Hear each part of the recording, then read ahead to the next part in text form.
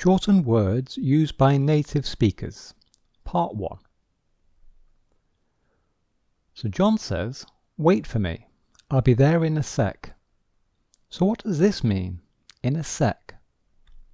Well, this means in a second. And sec is an example of a shortened word. Native speakers often use shortened words in everyday spoken English. And in this lesson, you will learn 13 very common shortened words. ID. So this is an abbreviation, in fact. It's two letters, the letter I and the letter D. ID. It's a noun and it means identification. An official document with your name, date of birth and photo to prove who you are. A passport is an example of ID.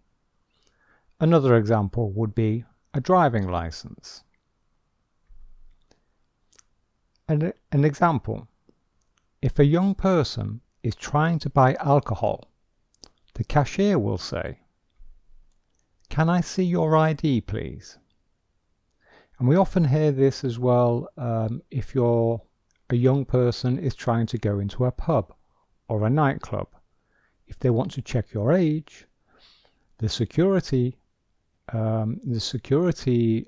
agent will say, "Can I see your ID, please?" And so they're asking to see a passport or a driving license. Okay? The loo. This is British English.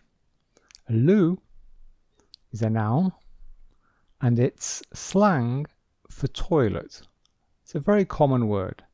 It's not a rude word, but it's very informal. Example: where's Mark?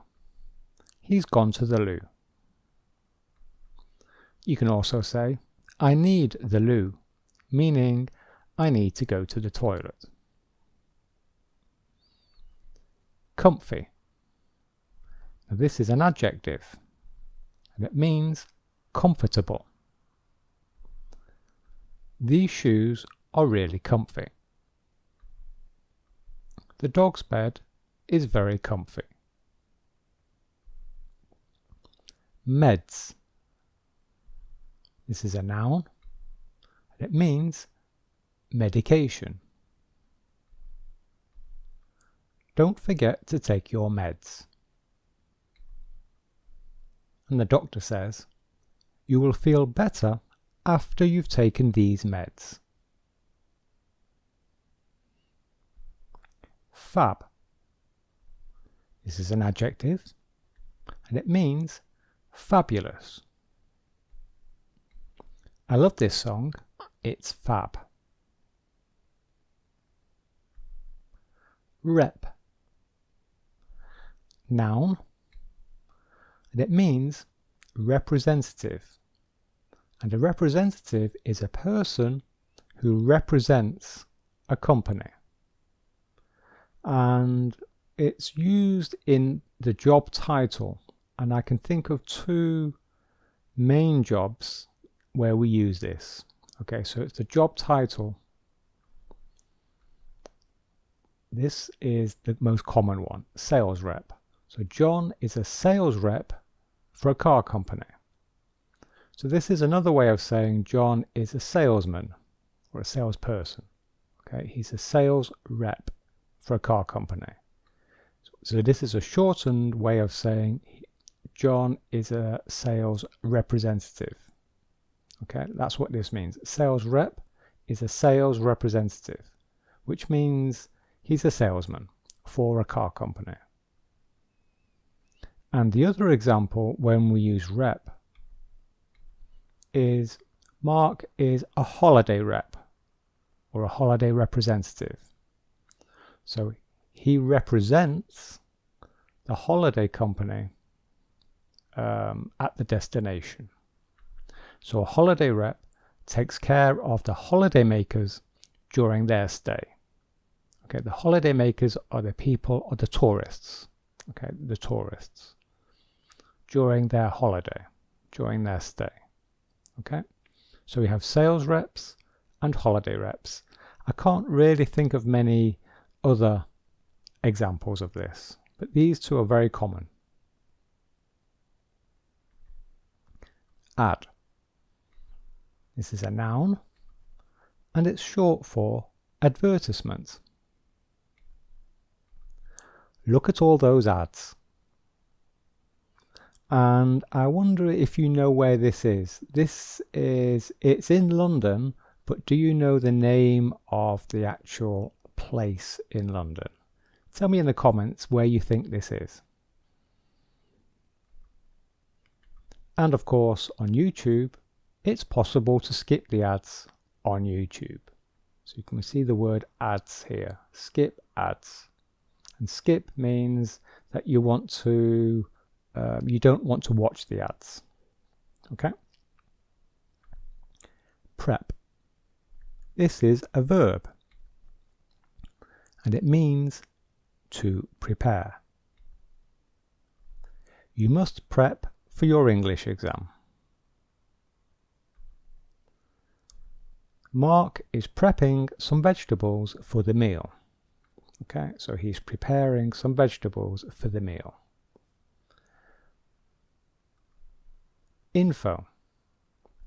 This is a noun, and in fact it's an uncountable noun. And it means information. It's short for information. So be careful, in English the word information is uncountable. Okay, it's not like, for example, in French, for example, information is countable. We can have information singular and information with the letter S. But that is not the case in English. Information in English is always uncountable. Please send me some info about your products. So we can say this, and we can also write it in an email. It's very common that you see this word in an email. If you need some information, you can say, can you send me some info, please? Okay. And when you receive the information, you can say, thanks for the info. Teen. And this is a noun, and it means teenager. Teenager. So what's a teenager? Well, it's a young person aged between 13 and 19. So aged between 13 and 19. So question, what is the origin of this word? Why do we say teen or teenager? What is the origin of this word? Well, it is because the ages end in teen. 13, 14, 15, 16, 17, 18, 19. So all of these ages are teenagers. Okay. So it's another way of saying a young person, basically. It's a young person. So that is why we call them teenagers. And when Jane was a teen, she was a rebel. Abs. This is a noun in the plural, and it means abdominals. And abdominals is the name of the muscles in the abdomen. So we can say he has very well defined abs. So the abs are these muscles here, these 6 muscles here. We often also call this a six-pack. We can say the man has a six-pack because you can see the 6 muscles. Uni. Uni. This is a noun, and it's short for university. Where is Mark? He's still at uni. He'll be back home next week. Okay, so he's still at uni, meaning still at university. Okay, so that's the end. My next video will be part 2 of this series, and you will learn 13 more shortened words often used by native speakers. And here are some other videos which I recommend you watch.